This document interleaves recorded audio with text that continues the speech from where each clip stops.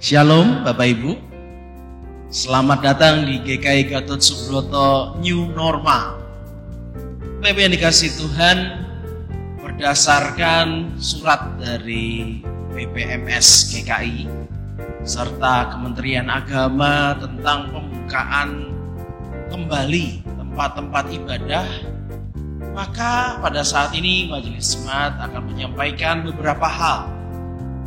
Hal yang pertama adalah selama bulan Juli nanti GKI Gatot Subroto masih tetap ibadah secara online.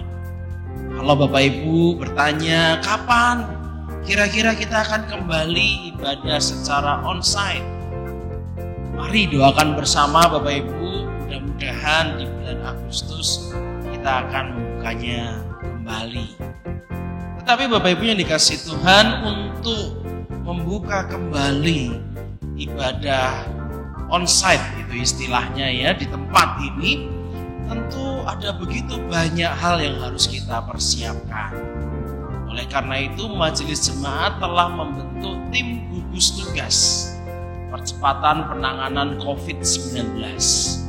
Tim inilah yang akan mempersiapkan segala sesuatu, baik dari perizinan yang harus kita persiapkan, mulai dari tingkat kelurahan sampai kepada tingkat kabupaten, dan juga mempersiapkan tempat ibadah, karena tentu tempat ibadah ini akan diberlakukan protokol yang baru. Kita tidak lagi akan sama ketika kita datang ke gereja seperti sebelum terjadi pandemi ini. Nah, apa saja yang akan kita lakukan? Mari kita akan lihat bersama-sama apa-apa saja nanti yang harus kita lakukan dan perhatikan sebelum ibadah onsite ini kita lakukan bersama.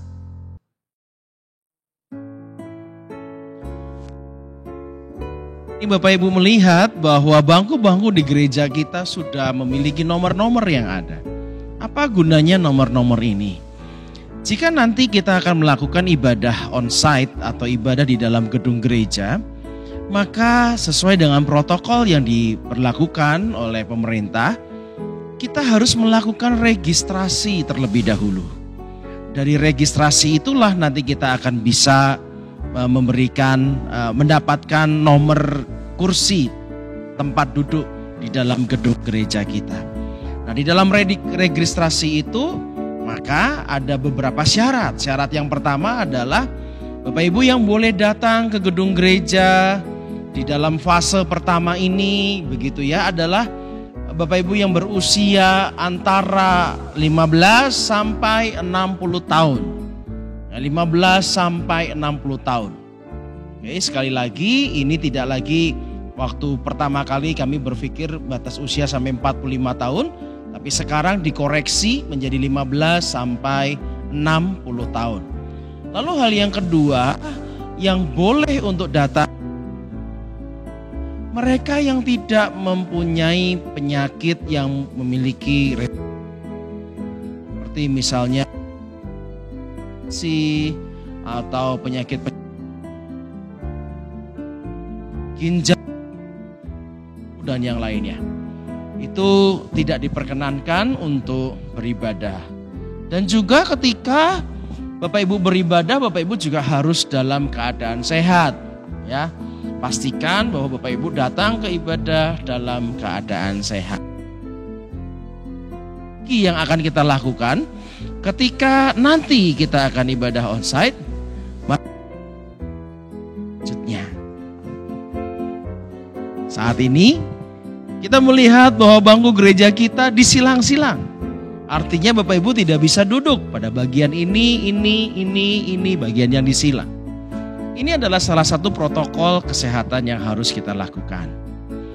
Ketika kita ibadah di dalam gedung gereja nanti, kita harus mengatur jarak yang ada. Setiap orang satu dengan yang lainnya harus memiliki jarak minimal 1 sampai 1,8 meter. Oleh karena itu Bapak Ibu harus menjaga jarak satu dengan yang lain, baik ketika duduk maupun nanti ketika berjalan melalui pintu masuk, jalur masuk dan juga jalur keluar, melalui pintu keluar. Nah, Bapak Ibu yang dikasihi Tuhan, selain social distancing yang menjadi salah satu protokol wajib yang harus kita lakukan, tentu kita juga sudah memahami bahwa ada protokol-protokol wajib yang harus kita lakukan di dalam kita memasuki ibadah onsite nanti. Yaitu yang pertama, Bapak Ibu diwajibkan untuk memakai masker. Siapkan masker dari rumah ketika Bapak Ibu akan datang ke gereja, lalu Bapak Ibu akan menggunakannya juga di dalam gereja. Jadi yang pertama adalah Bapak Ibu harus wajib memakai masker. Lalu hal yang kedua, nanti di depan pintu gereja itu akan ada usher atau petugas yang lain yang akan mengecek suhu tubuh Bapak Ibu. Jika seandainya suhu tubuh Bapak Ibu pada saat itu tidak sesuai dengan yang ditentukan, maka Bapak Ibu akan dimohon untuk mengikuti ibadah secara online atau streaming. Lalu hal yang ketiga, Bapak Ibu, kita juga nanti akan diminta untuk cuci tangan, ya. Sebelum cuci tangan ada tempat persembahan. Bapak Ibu akan memasukkan persembahan terlebih dahulu supaya tidak terjadi kontak antara benda-benda yang akan dipakai bersama. Jadi sebelum itu Bapak Ibu memberikan persembahan, dan setelah Bapak Ibu memberikan persembahan, Bapak Ibu bisa mencuci tangan Bapak Ibu, lalu kemudian bisa masuk ke dalam gedung gereja. Nah, protokol yang ada memang cukup ketat untuk dilakukan bersama. Pintu jalur masuk dan jalur keluar juga ditentukan hanya satu pintu, sehingga nanti kita akan bisa bersama-sama melihat mana jalur masuk dan jalur keluar. Sesudah ibadah Bapak Ibu tidak diperkenankan untuk berdiam atau berngobrol begitu ya, satu dengan yang lain tidak diperkenankan. Jadi ketika ibadah selesai, Bapak Ibu diminta untuk segera pulang. Dan juga tidak ada berjabatan tangan. Nanti salam damai modelnya tidak berjabatan tangan. Dan ini juga akan dilakukan dalam waktu yang singkat, yaitu 45 menit maksimal. Mudah-mudahan kita bisa bersama-sama melakukan ibadah ini dengan singkat, namun tidak mengurangi makna dalam ibadah yang kita lakukan bersama. Itulah kira-kira protokol yang akan kita lakukan nanti ketika kita melakukan ibadah onsite atau ibadah di tempat ini, di gedung gereja kita yang kita cintai ini. Nah, Bapak Ibu yang dikasihi Tuhan, demikianlah kira-kira gambaran nanti kalau kita ibadah onsite atau ibadah di tempat di gedung gereja ini. Nah, Bapak Ibu, saat ini kami masih terus melalui gugus tugas, kami masih terus mempersiapkan sarana, prasarana, dan juga surat-surat izin yang akan terus kami upayakan, baik untuk di gedung gereja kita maupun juga di gedung Bina Kasih sesuai dengan protokol yang ada. Nah, oleh karena itu, jika pada saat ini kami sedang mempersiapkan, lalu kemudian mungkin gedung Bina Kasih juga sedang ditutup sementara sehingga tidak diperkenankan ada kegiatan apapun, kami Majelis Jemaat memohon maaf untuk ketidaknyamanan itu. Lalu hal yang kedua, kami juga memohon maaf kalau seandainya ada adik-adik atau ada anak-anak yang berusia di bawah 15 tahun atau juga oma opa yang usianya di atas 60 tahun dan sudah sangat rindu sekali untuk ibadah. Kami mohon maaf untuk tahap pertama ini adik-adik, anak-anak dan oma opa belum bisa untuk ibadah onsite atau ada di dalam gedung gereja. Tapi jangan khawatir, kami akan terus mengirimkan ibadah online, ibadah anak-anak atau minggu ceria anak atau ibadah pra-remaja, ibadah remaja dan juga ibadah untuk lansia tetap akan kami kirimkan secara online. bersabar, akan indah pada waktunya. Nanti kita akan beribadah bersama-sama. Karena itu mari kita doakan bersama-sama. Doakan agar semua persiapan ini lancar dan jemaat semua juga mendukung. Lalu kemudian berdoa terutama agar segera pandemi COVID-19 ini segera berakhir dan berlalu. Kita akan ketemu kembali di dalam ibadah onsite kita di gedung gereja kita. Dan kiranya Tuhan terus memberkati kita semua. Salam.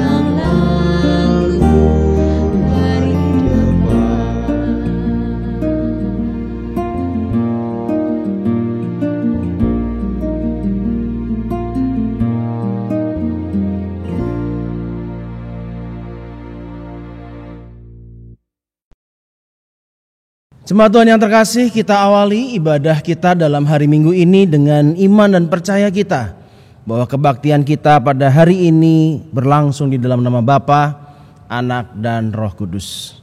Amin.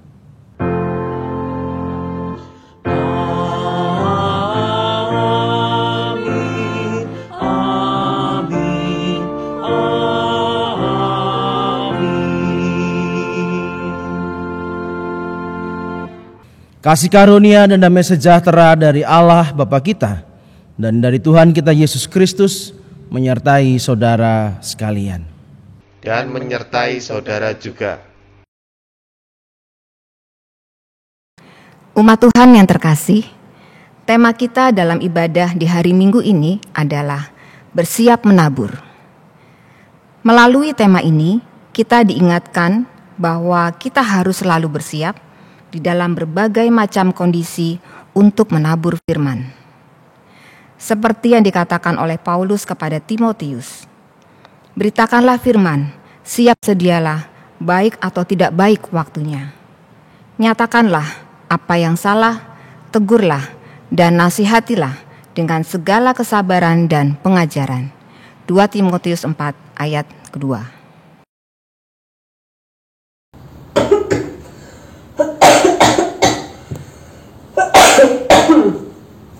Rafael tolong ambilkan Mama air putih. Kok mau minta minum tuh, tolong ambilin dong. Enggak bang, lagian kan kamu yang disuruh sama mama. Rafael, Cepetan tuh kok, mau minta minumnya. Enggak bang, lagi nanggung nih.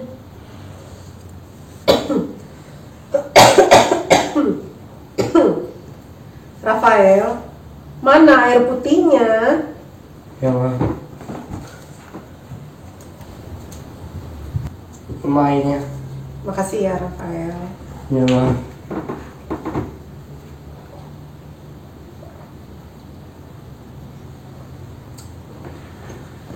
Yuk, kalian berdua berhenti dulu main gamenya.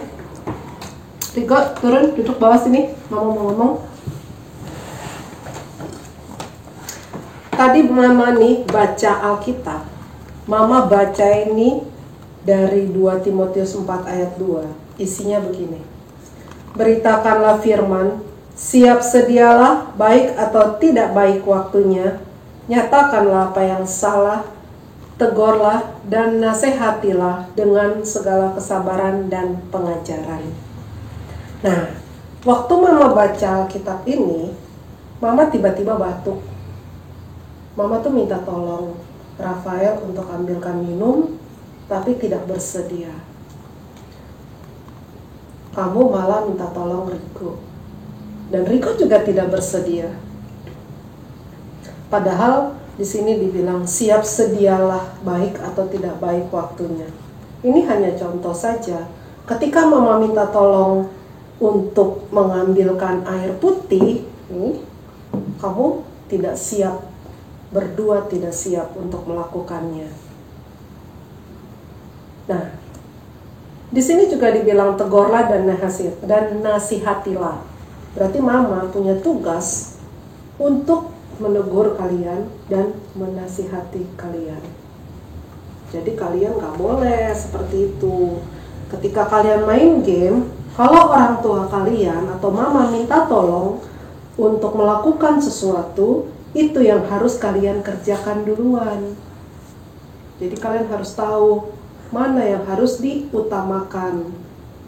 Bukannya dilarang main game, tapi belajarlah untuk tahu mana yang harus didahulukan. Kalian sudah mengerti? Sudah Ma. Sudah ma. Ma, Rafael minta maaf ya. Ma, Riko sudah minta maaf ya. Oke, tapi jangan diulangi lagi ya. Oke Ma. Oke ma.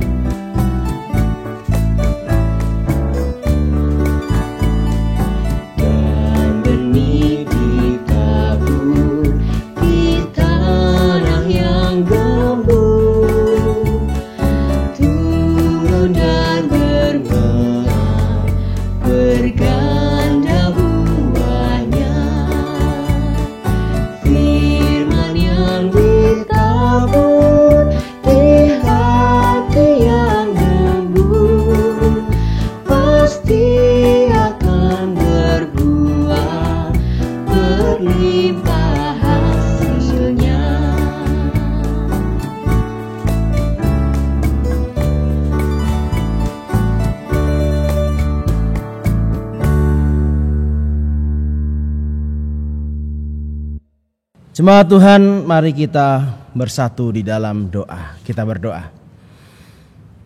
Bapa di dalam surga, kami mengucap syukur kalau pada hari ini kami masih diperbolehkan beribadah. Sekalipun beribadah sampai saat ini yang kami lakukan masih beribadah secara online. Kami percaya di dalam keterbatasan raga yang tidak berjumpa satu dengan yang lain, kami mempunyai Allah yang tidak terbatas yang mempersatukan kami di dalam roh. Karena itu ya Tuhan, kami bersyukur di tengah-tengah pandemi ini kami masih terus berjalan bersama dengan Tuhan dalam segala keberadaan kami. Dan Tuhan, sekalipun di dalam pandemi, Engkau juga tidak menghentikan kami agar kami terus dapat bersaksi, dapat menabur firman kerajaan Allah, kebaikan-kebaikan yang Tuhan kerjakan di dalam dunia ini. Namun harus kami akui Tuhan, kami lebih sering memperhatikan diri kami sendiri ketimbang kami juga mau melakukan apa yang Tuhan perintahkan kepada kami. Tuhan, ampuni kami dalam keegoisan kami. Kami tidak menabur Injil Kerajaan Allah, tapi bahkan kami menabur benih-benih yang buruk, benih-benih di mana benih itu merusak tatanan kehidupan yang ada. Keegoisan kami, keserakahan kami, keberdosaan kami merusak semuanya. Berikan kami hati yang baru ya Tuhan, agar dalam hati yang baru ini kami boleh dipanggil untuk terus menjadi penabur di tengah-tengah segala keadaan kami. Terima kasih Bapa, ampunilah dan kasihanilah kami. Demi Kristus kami berdoa. Amin.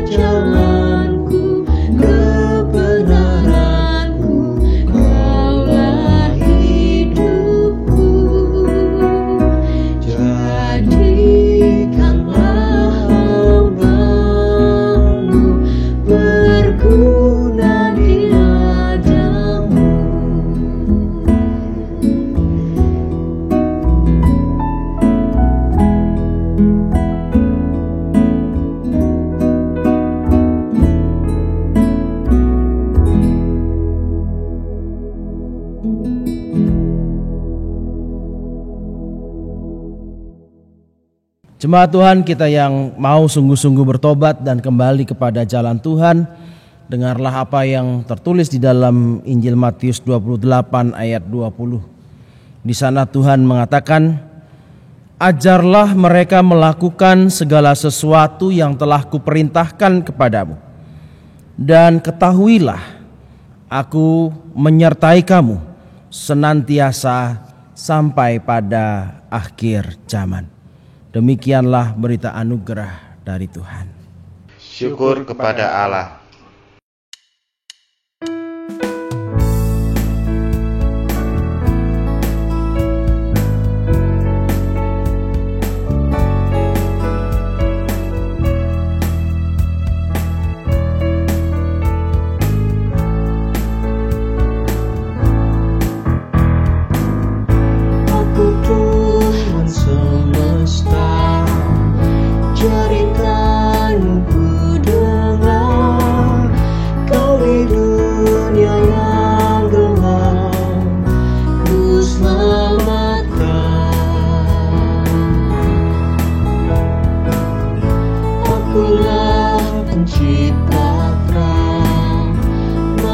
jadi menggeram.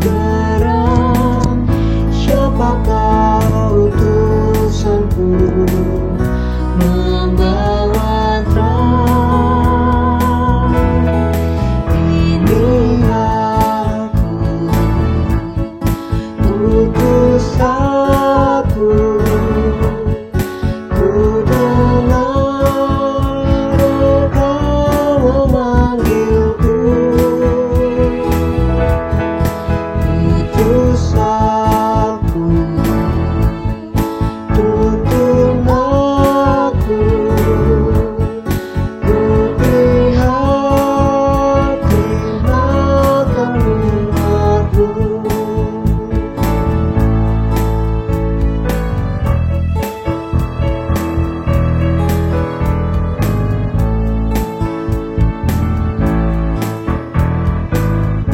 Aku Tuhan semesta, ku menanggung sakitmu dan menangis karena kau tak mau dengar. Kan ku robah hatimu yang keras jadi lembut. Siapa bawa firman-Ku, utusanku. Ini aku, utus aku. Ku dengar Engkau memanggilku. Utus aku, tuntun aku. Ku prihatin akan umatmu.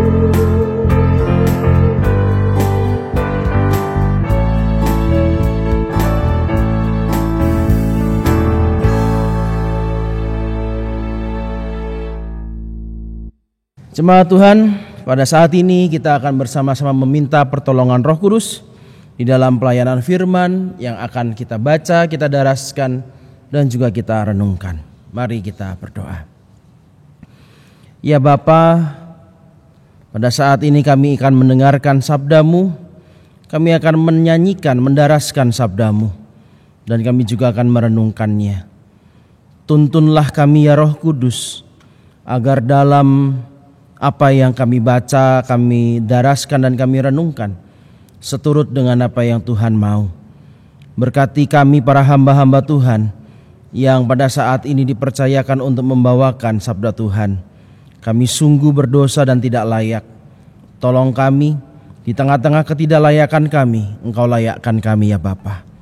Terima kasih ya Tuhan, biarlah segala hormat dan kemuliaan hanya untuk Tuhan saja. Demi Kristus kami berdoa. Amin.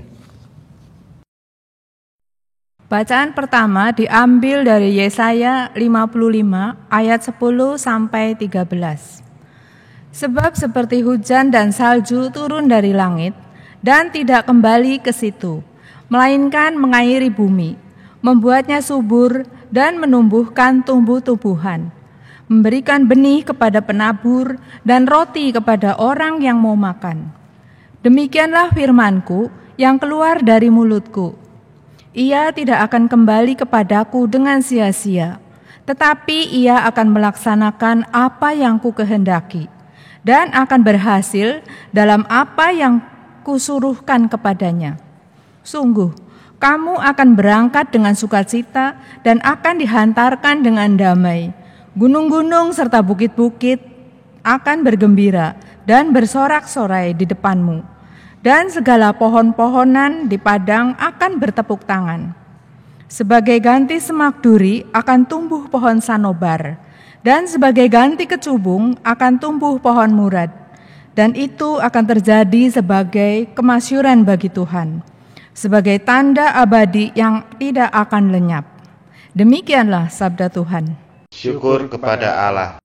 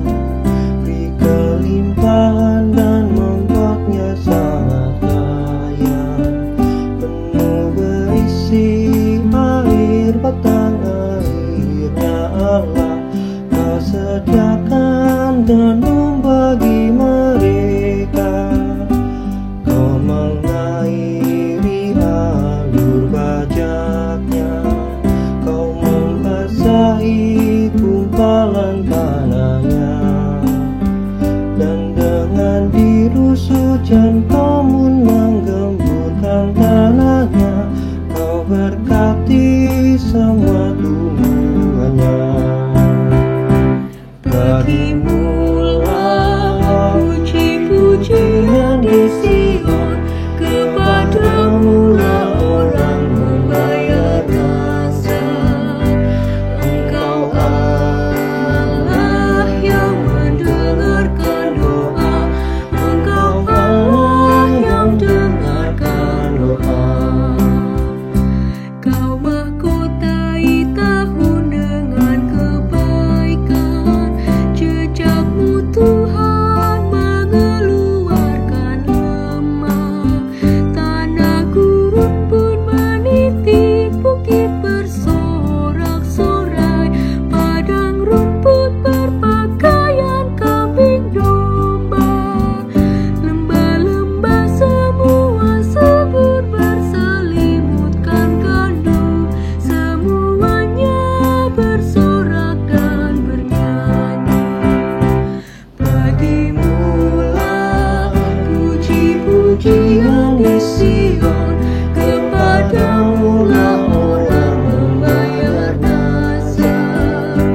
Engkau Allah yang mendengarkan doa, Engkau Allah yang dengarkan doa.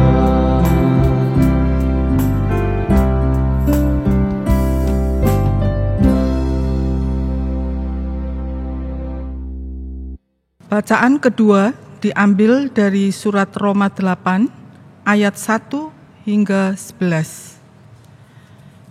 Demikianlah sekarang tidak ada penghukuman bagi mereka yang ada di dalam Kristus Yesus. Roh yang memberi hidup telah memerdekakan kamu dalam Kristus dari hukum dosa dan hukum maut. Sebab apa yang tidak mungkin dilakukan hukum Taurat karena tak berdaya oleh daging, telah dilakukan oleh Allah. Dengan jalan mengutus anaknya sendiri dalam daging, yang serupa dengan daging yang dikuasai dosa karena dosa. Ia telah menjatuhkan hukuman atas dosa di dalam daging. Supaya tuntutan hukum Taurat digenapi di dalam kita, yang tidak hidup menurut daging, tetapi menurut roh.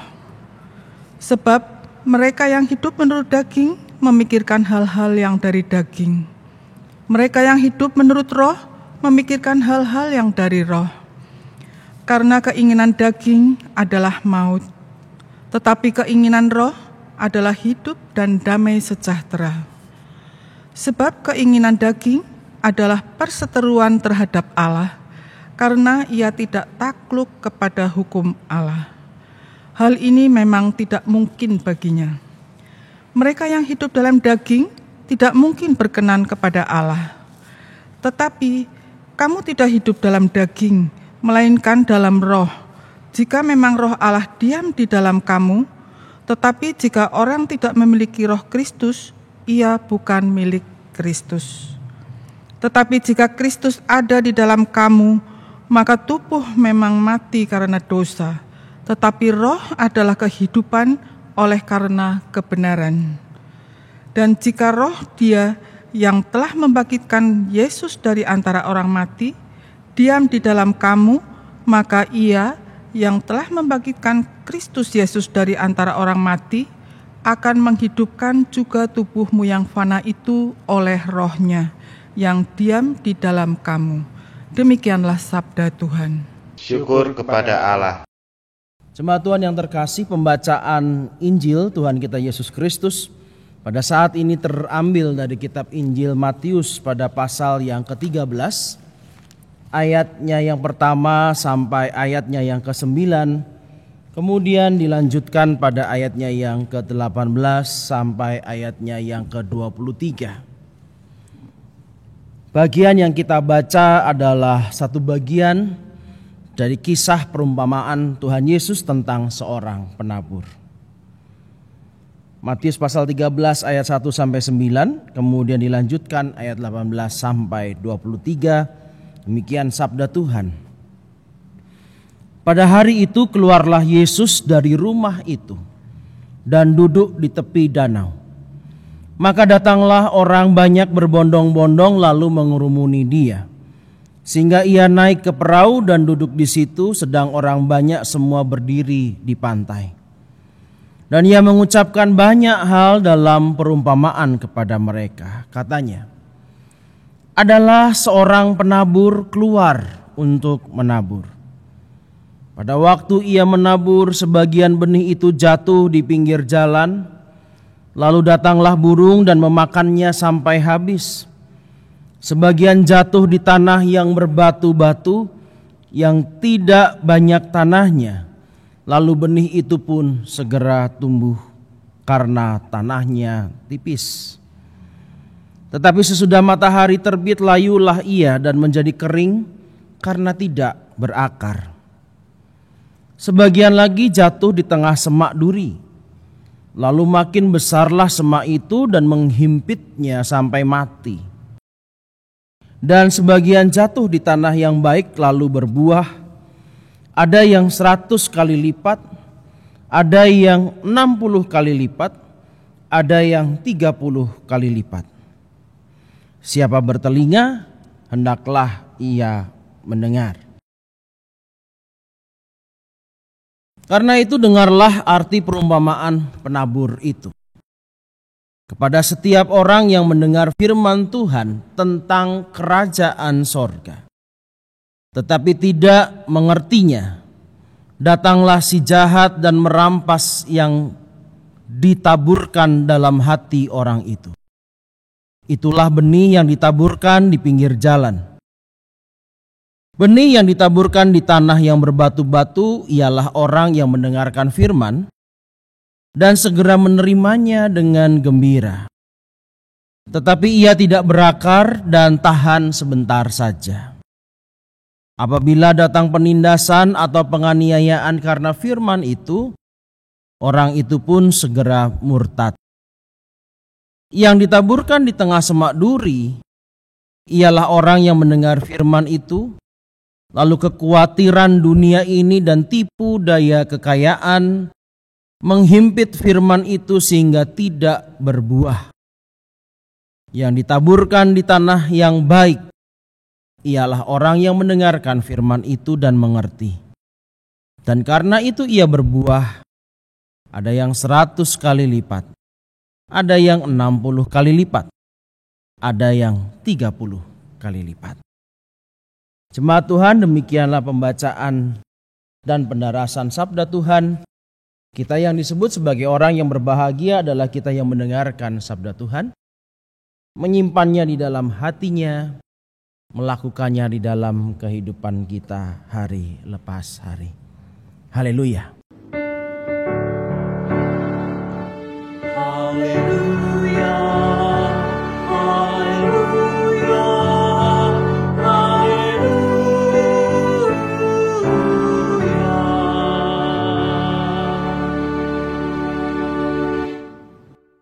Nih, kamu mau kemana?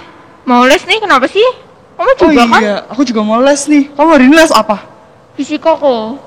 Iya, aku sejarah nih. Ih, nyebelin banget. Les terus tiap hari. Iya, kamu les berapa jam hari ini? 2 jam kayaknya. Pak, untung aku cuma 1 jam nih. Cewek banget kok, tiap hari kerjanya belajar terus. Iya, kita udah sekolah, disuruh les lagi. Belum lagi tugasnya banyak. Iya, bener banget nih. Ngelasin banget sih. Tapi kan kamu seminggu les setiap hari kan? Aku cuma 2 kali. Ya enak kamu sih. Ya sih, kan aku IPS. Kamu IPA. Tapi ngelasin banget kalau sama mata pelajarannya susah-susah juga. Apaan? Lagi ngapain? Cici, kita lagi bingung banget nih, Ci.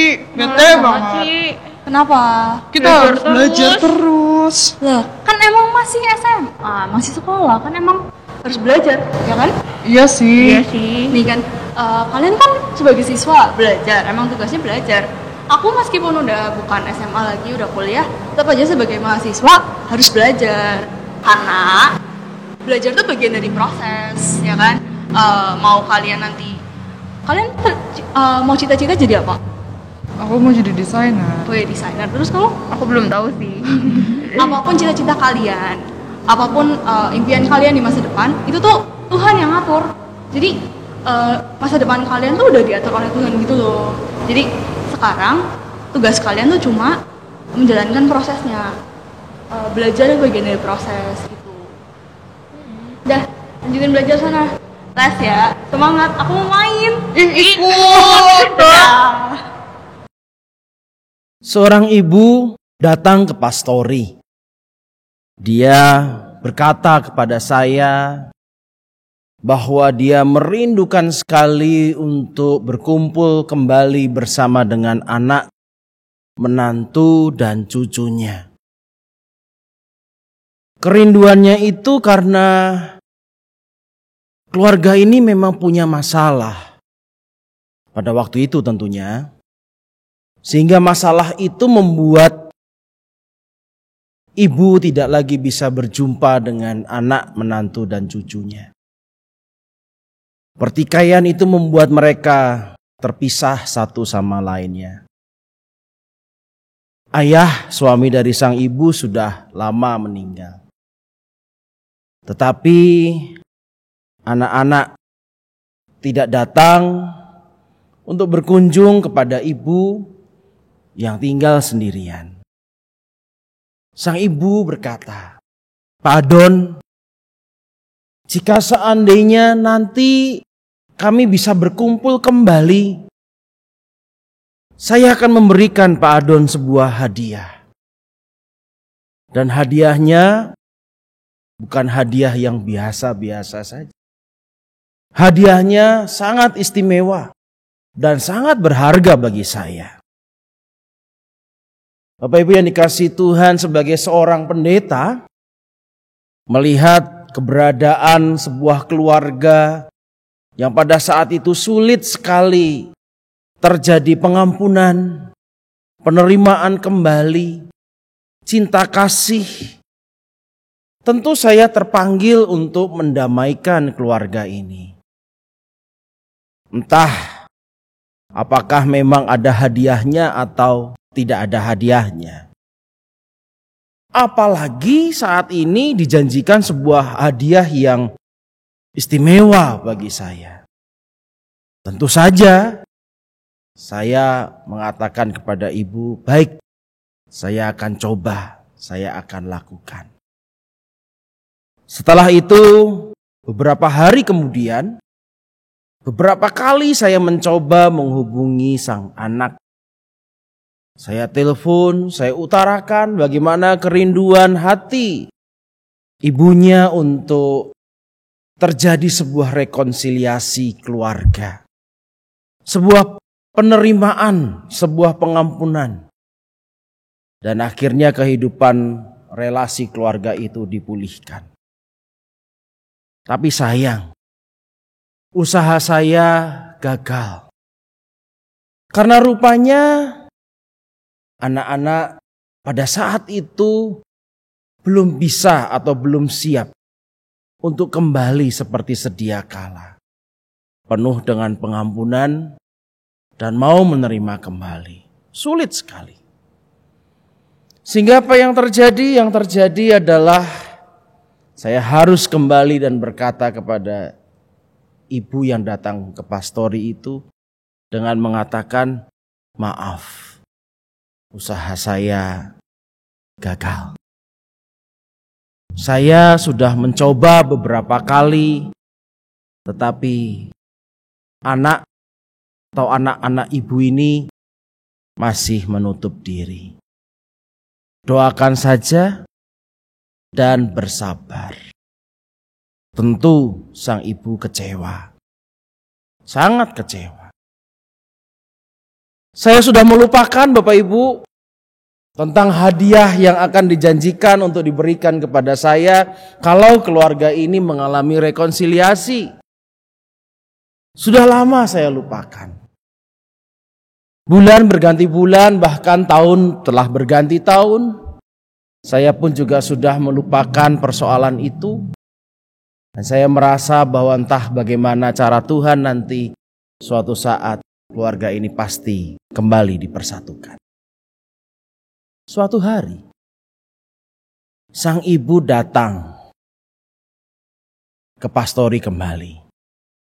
Sempat saya berpikir bahwa sang ibu pasti akan meminta hal yang sama.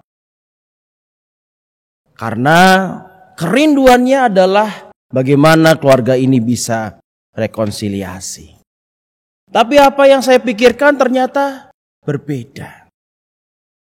Sang ibu bercerita, keajaiban terjadi. Pada waktu ia nyekar, datang ke makam suaminya, secara tidak sengaja ia berjumpa dengan anak-anak di tempat makam itu. Dan entah bagaimana, saya juga tidak terlalu memahami jalan ceritanya pastinya seperti apa.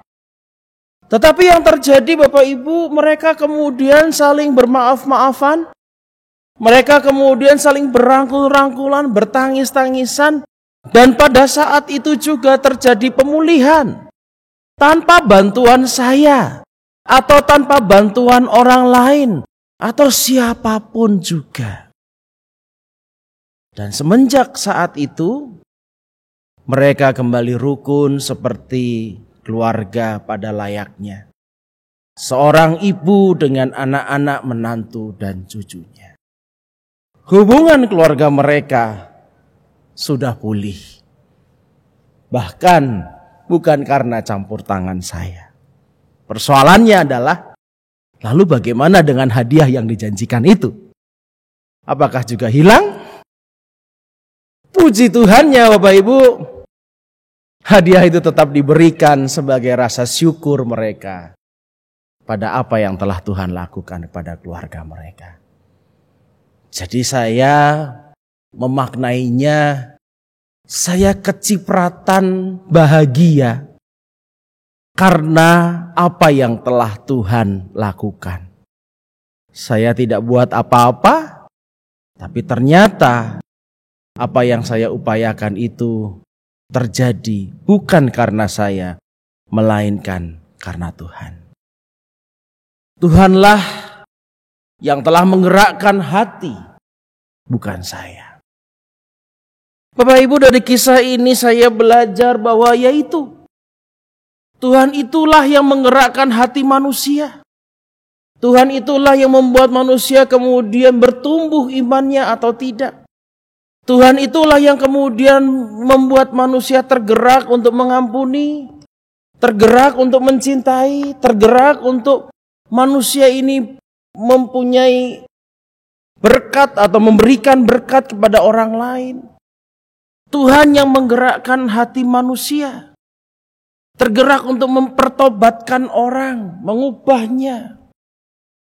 Bukan kita sebagai manusia. Bacaan Injil kita bicara soal hal itu.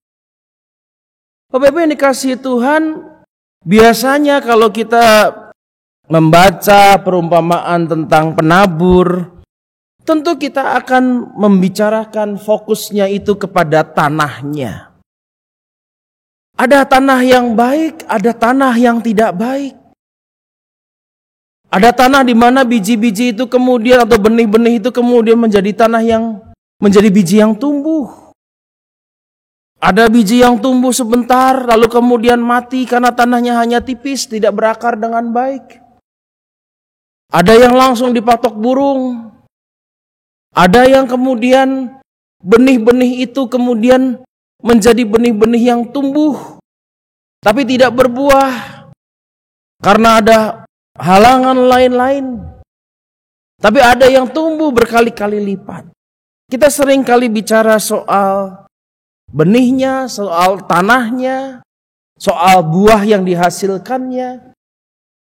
Tapi pagi ini, hari ini, kita mau bicara tentang bukan tanahnya, tetapi kita mau bicara tentang penaburnya. Perumpamaan tentang penabur yang kita baca dalam Injil ini dimulai dengan sebuah kalimat.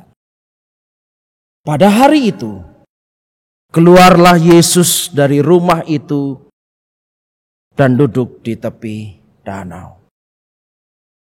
Jika saya membacakan dalam versi King James Version-nya, di sana ditulis the same day when Jesus out of the house.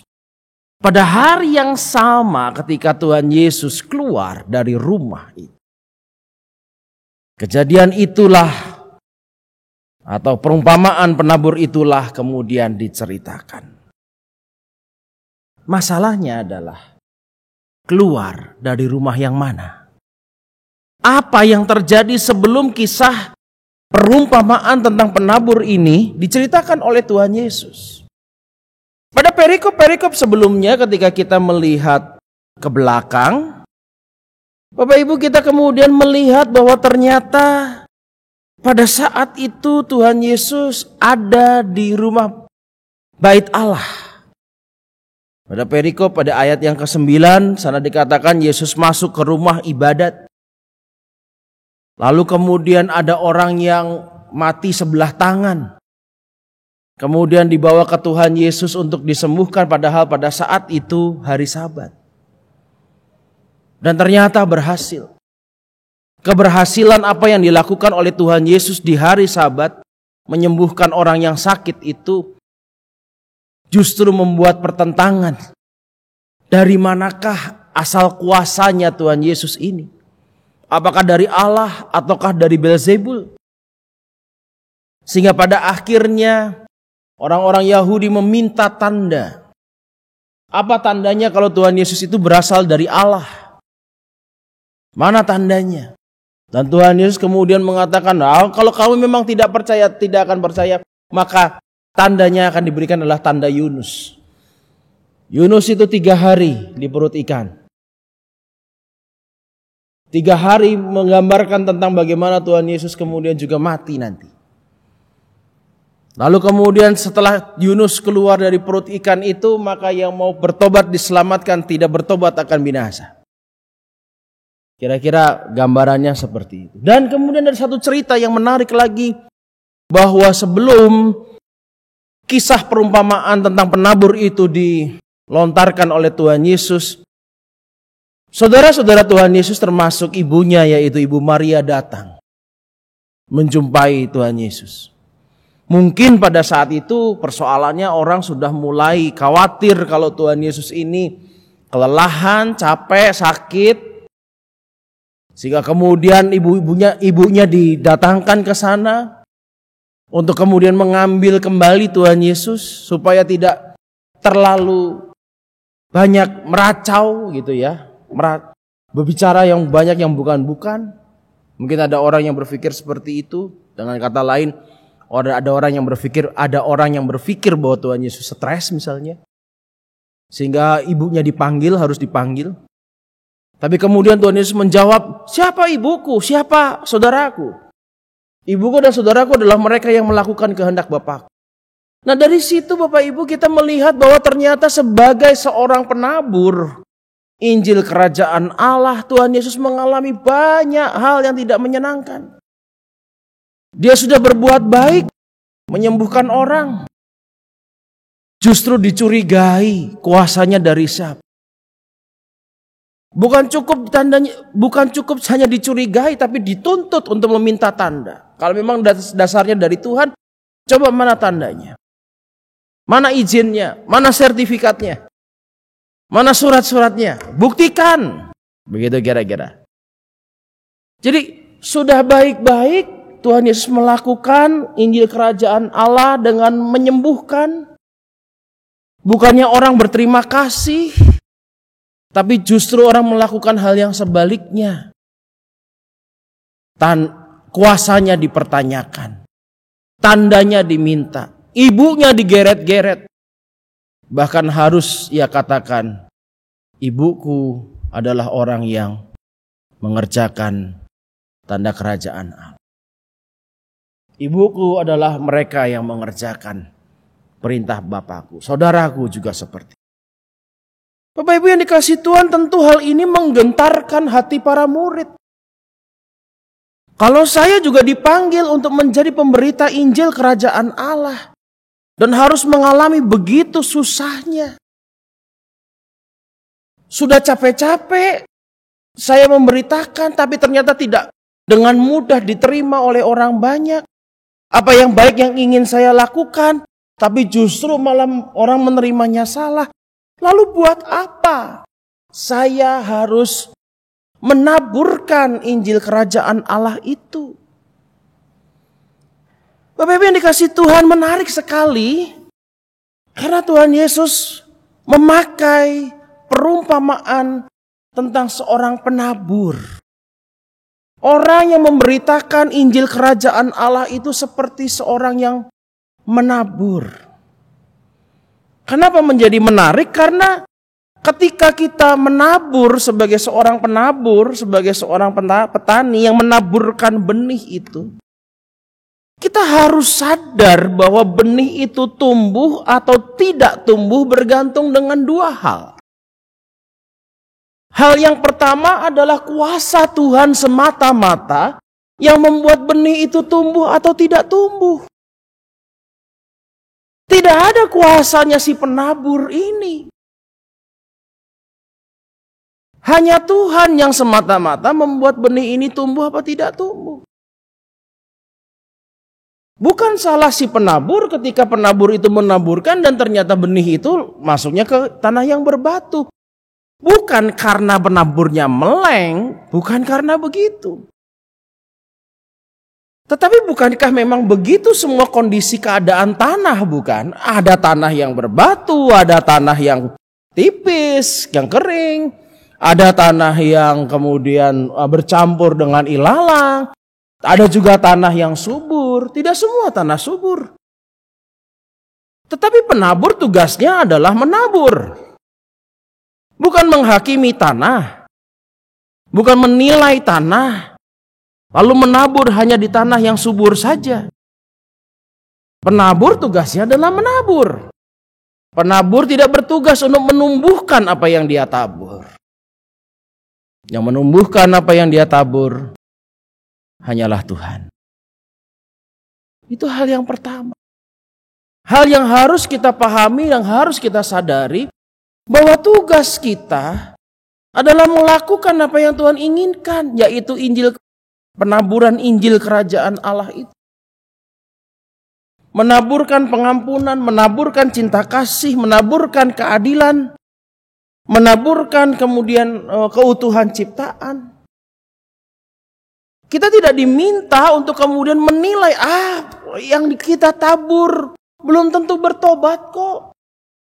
Yang kita tabur belum tentu kok berubah. Belum tentu kok akan menghasilkan yang baik.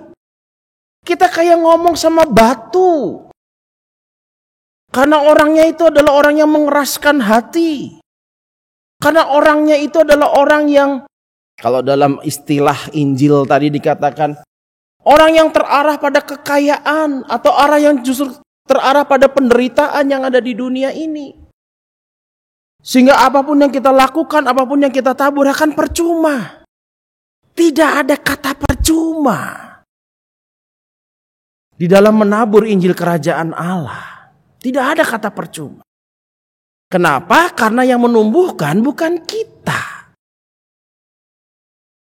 Saya sudah beberapa kali telepon kepada anaknya. Ditolak. Tidak mau rekonsiliasi. Tapi ternyata Tuhan sendiri yang menggerakkan rekonsiliasi itu terjadi, bukan? Itu hal yang pertama. Hal yang pertama kita harus ingat. Bertobatnya seseorang, berbuahnya seseorang, kemudian berubahnya seseorang, itu bukan kita yang menentukan. Itu bukan karena kita, bukan karena khotbah si pendeta, bukan karena khotbah orang lain, bukan karena usaha, bukan. Itu betul-betul Tuhan yang menggerakkan. Paulus berkata, makanya jangan ada seorang pun yang memegahkan diri. Saya berhasil cari jiwa. Jiwa itu yang mencari Tuhan. Jiwa itu yang mempertobatkan Tuhan. Sebaliknya kita minder, waduh sebagai orang Kristen kok saya nggak berbuah, apa buah yang kamu hitung apa? Tidak ada orang yang bertobat, tidak orang-orang yang kemudian dibaptis dan mengikut Tuhan. Kita kan tidak pernah tahu apa yang telah kita tabur itu berhasil atau tidak. Kita tidak pernah tahu. Juga kita jangan berkecil hati. Di satu sisi kita diingatkan jangan sombong, tapi di sisi lain kita diingatkan juga supaya jangan berkecil hati. Hal yang kedua, Bapak Ibu yang dikasihi Tuhan, menabur, proses pertumbuhannya itu butuh proses. Menabur itu tidak bisa sak nyet.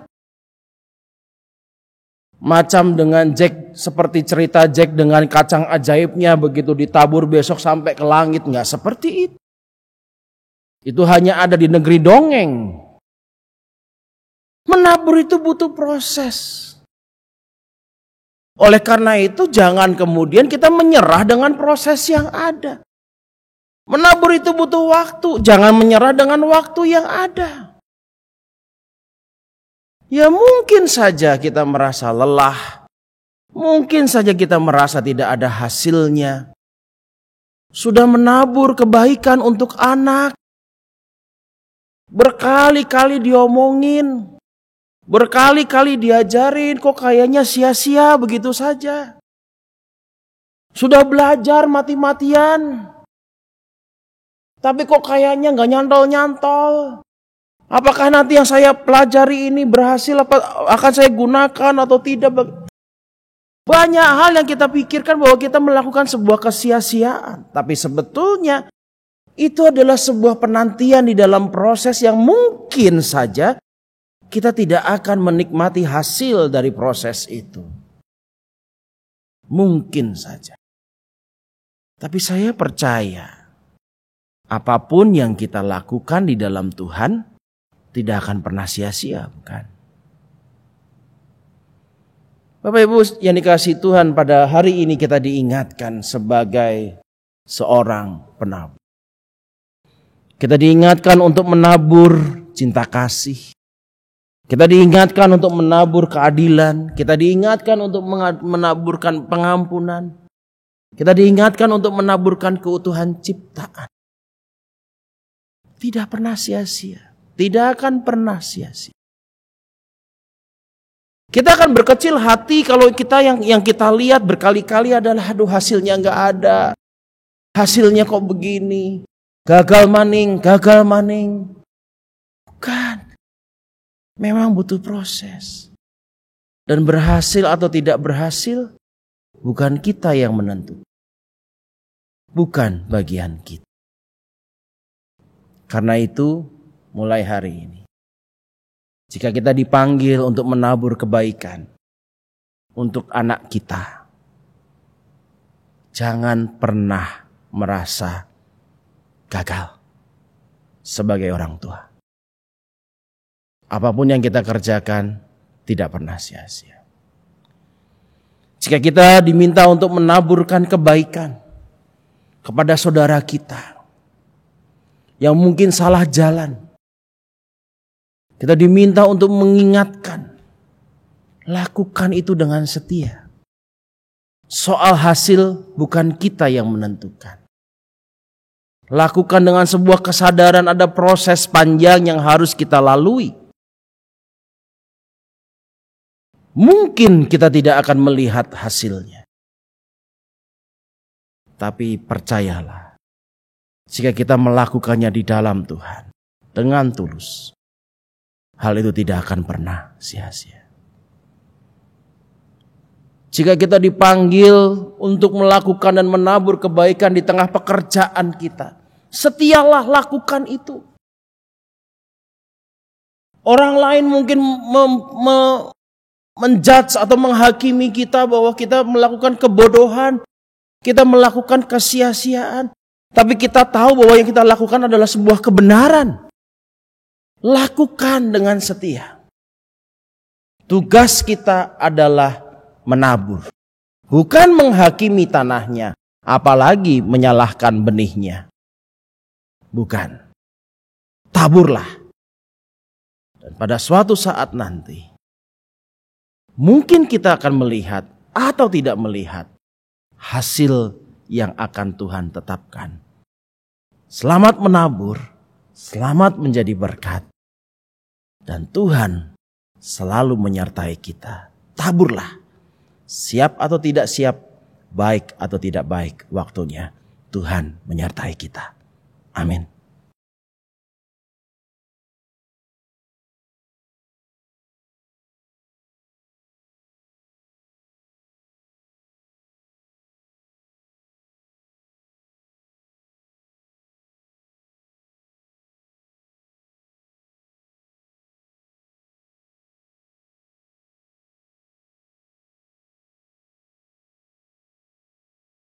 Bapak Ibu jemaat yang dikasihi oleh Tuhan, marilah kita bersama dengan umat Allah di masa lalu, masa kini, dan masa depan mengingat pengakuan pada baptisan kita menurut pengakuan iman rasuli.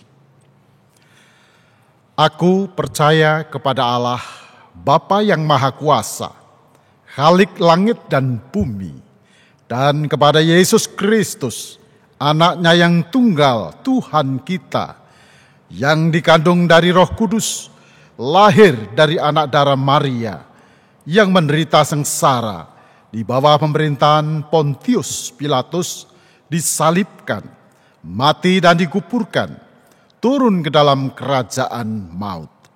Pada hari yang ketiga, bangkit pula dari antara orang mati, naik ke sorga, duduk di sebelah kanan Allah, Bapa yang Maha Kuasa, dan dari sana Ia akan datang untuk menghakimi orang yang hidup dan yang mati.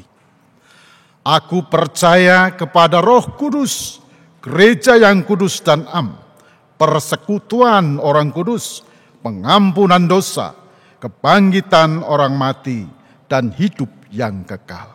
Amin. Jemaat Tuhan yang terkasih, mari kita menaikkan doa syafaat kita. Kita berdoa. Kami bersyukur kepadamu ya Tuhan, karena kami diperbolehkan oleh Tuhan mendengar sabda-Mu dan merenungkannya. Kami bersyukur Tuhan mengingatkan kami tentang bagaimana kami harus menabur, siap atau tidak siap, baik atau tidak baik waktunya. Kami menabur tanpa harus memikirkan bagaimana yang akan terjadi pada benih-benih yang kami taburkan. Kami percaya bahwa apa yang kami kerjakan di dalam Tuhan tidak akan pernah sia-sia. Karena itu ya Tuhan, apa yang sudah kami taburkan, biarlah Tuhan sendiri yang memeliharanya, sesuai dengan kehendak dan maksud Tuhan. Ya Tuhan, bagi kami yang masih enggan untuk menabur, masih enggan untuk menceritakan dan memberitakan kabar Injil Kerajaan Allah itu ya Tuhan, biarlah Roh-Mu yang kudus menggerakkan hati kami, supaya pada akhirnya kami memutuskan untuk memberitakan Injil Kerajaan Allah dimanapun kami berada. Tolong kami, agar keadaan yang terjadi di tengah-tengah kami bukan menjadi sebuah alasan, sehingga kami berhenti atau tidak mau melakukan apa yang Tuhan inginkan, yaitu menaburkan Injil atau firman kerajaan Allah itu. Ya Tuhan, pada saat ini biarlah kami juga memahami bahwa firman kerajaan Allah, Injil kerajaan Allah, tentang kasih, tentang pengampunan, tentang bagaimana kami juga boleh menjaga keutuhan ciptaan ini ya Bapa, itu sungguh-sungguh dibutuhkan. Biarlah kami dengan bantuan Roh-Mu yang kudus hadir memberitakan kasih Tuhan itu, pengampunan dari Tuhan itu, keadilan dari Tuhan, dan kerinduan Tuhan untuk menjaga seluruh bumi ini menjadi bumi yang baik sesuai dengan awal mula Tuhan menciptakan. Tuhan, mampukanlah kami ya Bapa. Pada saat ini kami juga mau berdoa bagi setiap kami yang terkena imbas dari persoalan corona ini ya Bapa. Kami tahu bahwa tangan Tuhan tidak kurang panjang untuk menolong mereka. Dan telinga Tuhan tidak kurang lebar untuk mendengarkan jerit dan apa yang mereka rasakan. Tuhan mendengarnya dan Tuhan akan menjawabnya. Bapa, kami terus berdoa bagi semua orang, baik bagi pemerintah daerah sampai pemerintah pusat, bahkan seluruh dunia ini yang berjuang untuk menangani percepatan persoalan coronavirus ini ya Tuhan. Kiranya Tuhan sendiri memberikan hikmat, kebijaksanaan, kasih dan juga kebaikan dari Tuhan, sehingga dapat memutuskan mana yang tepat dan mana yang tidak. Di tengah-tengah amanah di mana banyak gereja-gereja Tuhan mulai dibuka untuk beribadah kembali. Tolong Tuhan, agar gereja Tuhan ini sungguh-sungguh dapat menjaga kehidupan, bukan mengancam kehidupan dengan dibukanya gereja-gereja yang ada. Berikan para pemimpin-pemimpin gereja ini hikmat, agar setiap kami, para pemimpin-pemimpin gereja Tuhan, dapat memutuskan mana yang baik, mana yang benar, agar dapat menyelamatkan banyak orang. Tuhan, kami juga mau berdoa Tuhan, kiranya Tuhan juga selalu senantiasa menjaga kami, memelihara kami, dan kalau boleh kami meminta Tuhan, kiranya persoalan COVID-19 ini segera berakhir. Kami percaya Tuhan pun juga telah mendengar seluruh jeritan tangis kami dalam penderitaan kami. Terima kasih ya Tuhan, inilah doa syafaat kami. Terjadilah seperti apa yang Kau inginkan, karena kami yakin apa yang Kau putuskan baik, itu adalah yang terbaik untuk kami semua.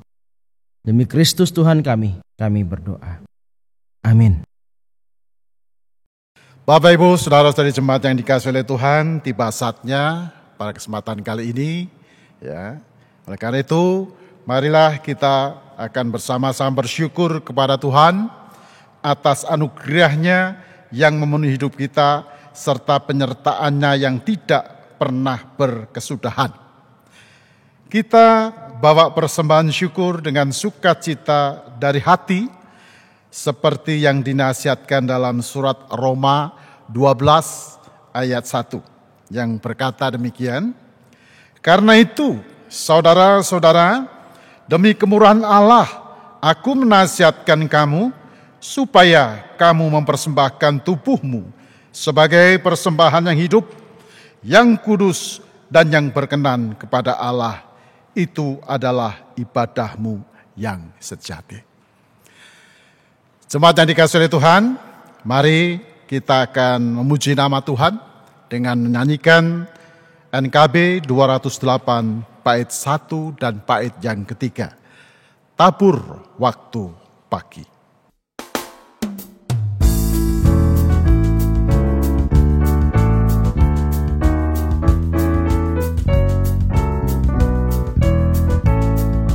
Tabur waktu pagi, tabur benih kasih, tabur waktu siang, terus sampai senja.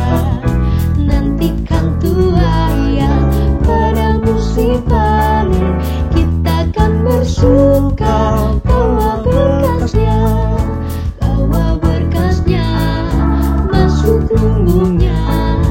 Kita akan bersuka bawa berkasnya, bawa berkasnya masuk lumbungnya. Kita akan bersuka bawa berkasnya.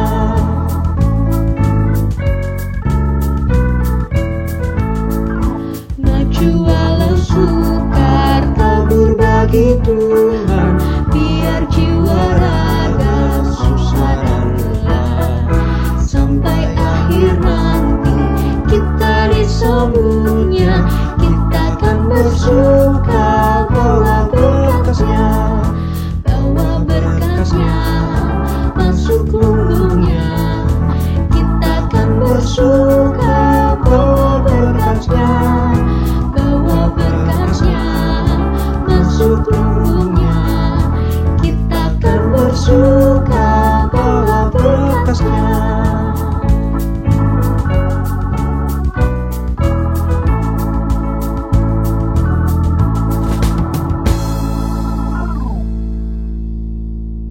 Baiklah Bapak Ibu dan saudara-saudari yang dikasihi oleh Tuhan, kita akan bawa persembahan kita akan persembahkan kepada Tuhan di dalam doa. Mari kita bersama-sama berdoa. Tuhan Allah Bapa kami yang ada di dalam kerajaan sorga, inilah persembahan kami. Kiranya Bapa berkenan untuk menerima dan Bapa berkenan untuk menyucikannya, atau Bapa berkenan untuk menguduskannya. Kiranya Bapa juga memberkati kepada para pengurus majelis gereja yang akan menyalurkan berkat Tuhan ini untuk kelebaran kerajaan surga di muka bumi ini. Sekali lagi kami mohon, kiranya Tuhan memberkati setiap kami yang sudah memberi ataupun yang belum sempat bisa memberikan persembahan ini. Terutama lebih-lebih Tuhan di saat kami mengalami kekurangan dalam ekonomi karena pandemi COVID-19 ini. Kiranya Tuhan berkenan mencukupkan setiap kehidupan kami. Tuhan senantiasa memberkati kami dengan kelimpahan, agar berkat yang berkelimpahan ini bisa mencukupkan kehidupan kami. Terima kasih Tuhan Yesus. Di dalam nama Tuhan Yesus Kristus kami berdoa dan mengucapkan syukur kami ini. Amin.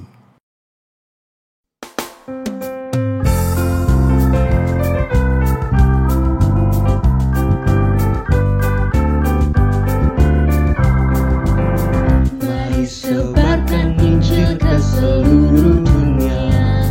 Mari kabarkan nama Yesus Maha Mulia. Besar kasih-Nya bagiku dan bagi kita semua. Dia mati bagi umat manusia. Mari sebarkan, hai mari wartakan keselamatan oleh Tuhan tiada terberi.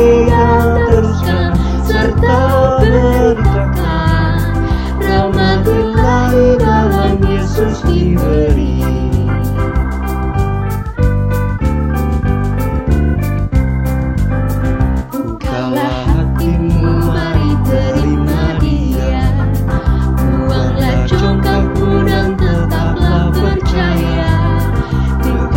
Yesus Tuhanmu ada hidupmu berseri. Segala puji bagi Tuhan diberi. Mari sebarkan, hai mari wartakan keselamatan oleh Tuhan tiada terberi. Dan teruskan serta beritakan rahmat ilahi dalam Yesus diberi.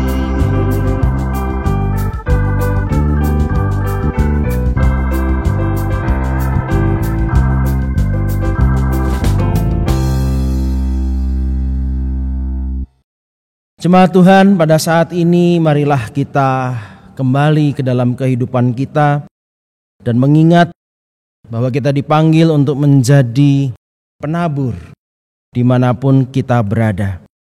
Kita ditugaskan untuk mewartakan sabda Tuhan, Injil Kerajaan Allah itu. Oleh karena itu, arahkanlah hatimu kepada Tuhan. Kami mengarahkan hati kami kepada Tuhan. Jadilah saksi Kristus. Syukur kepada Allah. Terpujilah Tuhan. Kini dan selamanya. Dan kini terimalah berkat Tuhan. Tuhan memberkati engkau. Tuhan melindungi engkau. Tuhan menyinari engkau dengan wajah-Nya. Tuhan memberi engkau kasih karunia. Tuhan menghadapkan wajah-Nya kepadamu. Tuhan memberimu damai sejahtera. Amin.